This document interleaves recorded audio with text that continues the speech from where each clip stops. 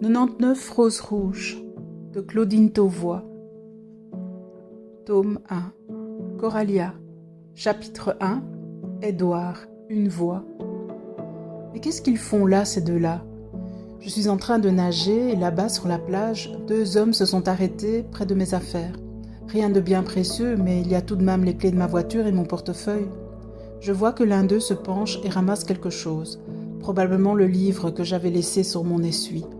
Je me mets à nager le plus rapidement possible vers la plage, puis à courir vers les deux intrus. J'arrive à peine essoufflée. « Hé là, mes affaires, ne vous gênez surtout pas. Vous êtes sur une plage privée, mademoiselle. Veuillez vous en aller. » L'homme qui m'a répondu a un air arrogant, désagréable. L'autre me regarde attentivement. Il tient mon livre dans les mains. Il me sourit. « C'est vous qui lisez ça? Vous êtes française ?»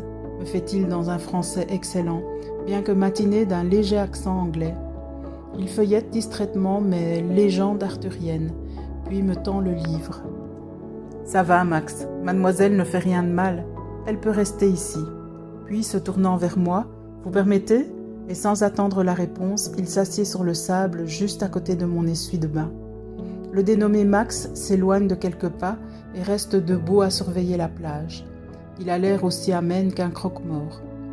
Je m'assieds sur mon essuie, un peu ennuyé par le voisinage de cet inconnu. Environ 35 ans, grand, mince, cheveux châtains coupés très courts, pas beau mais sympathique. Il est vêtu d'un pantalon beige et d'un polo portant la griffe d'un grand couturier français. Il a une tête qui, Dieu sait pourquoi, me fait irrésistiblement penser à un furet. « Vous êtes française ?» insiste-t-il. « Belge. » Je reste aussi laconique que possible pour lui montrer qu'il n'est pas vraiment le bienvenu. Quand j'étais arrivée à Seagate, en début d'après-midi, j'avais choisi cette portion de plage assez éloignée du port et des zones aménagées, justement parce qu'il n'y avait personne. Il y avait bien une grosse villa, mais rien ne semblait indiquer que la plage était privée. Voilà maintenant que mon voisin, en veine de bavardage, commence à me parler des légendes arthuriennes. Il a l'air de connaître le sujet. Je lui confie mes difficultés à lire les noms gallois, pratiquement imprononçables, des gens et des lieux. Il me raconte qu'il est déjà allé à Bruxelles et à Ypres lors de voyages professionnels. Je me demande bien ce qu'il fait dans la vie, mais je n'ose pas lui demander. Par contre, lui, il est plutôt curieux. Nous parlons en français, ce qui me facilite bien les choses, vu le niveau de mon anglais. « Vous êtes en vacances au Wahawil ?» Je lui explique que je suis au Wahawil pour perfectionner mon anglais. Plutôt que de passer un an en Grande-Bretagne, j'ai préféré cette petite île ensoleillée de l'Atlantique. Ancienne colonie britannique, le Royaume-Uni du Wahawil a conservé l'anglais comme langue nationale. Le climat y est très clément, doux l'hiver et chaud l'été. Non, je ne suis pas étudiante, je viens d'être diplômée en économie d'une université de mon pays et comme j'ai passé l'agrégation, je suis plutôt enseignante. Malgré mes études universitaires, mon anglais restait assez moyen et j'ai décidé de prendre une année sabbatique à l'étranger pour perfectionner la langue et vivre des expériences. J'ai soif. Je me lève et j'enfile ma robe et je fourre tout mon barda dans mon sac. J'annonce mon intention de m'en aller, de prendre un verre avant de rentrer. Je remercie mon compagnon. Je suis polie de m'avoir permis de rester sur sa plage. Comme je le salue, il se lève. « Si vous le permettez, je vais vous accompagner. Je prendrai bien un rafraîchissement moi aussi. » Et c'est flanqué de cet inconnu que je me dirige vers la promenade qui borde la plage. Je choisis la terrasse d'un tea room et nous nous installons au soleil. Je prends un mojito et il m'accompagne.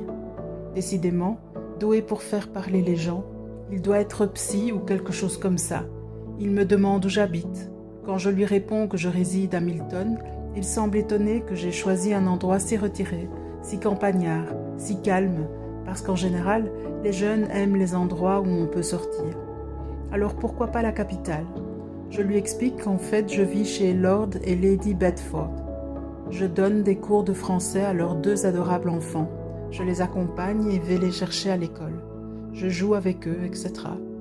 Je prends des cours d'anglais 5 jours par semaine, mais entre mon job et mes cours, je jouis tout de même de beaucoup de liberté, puisque j'ai le mercredi après-midi et tout le dimanche pour moi.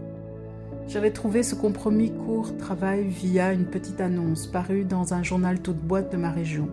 J'avais répondu à l'annonce, les conditions me convenaient et j'étais au Wahawil depuis la mi-août. Les Bedford avaient même accepté d'importer ma voiture à leurs frais.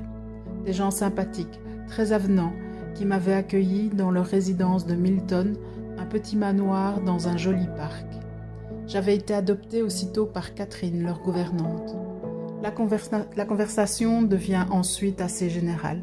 Le temps passe, et ce n'est qu'en début de soirée que je me décide à rentrer. Il est sympa ce type finalement. Il me raccompagne à ma voiture, me salue très cordialement et je rentre chez moi.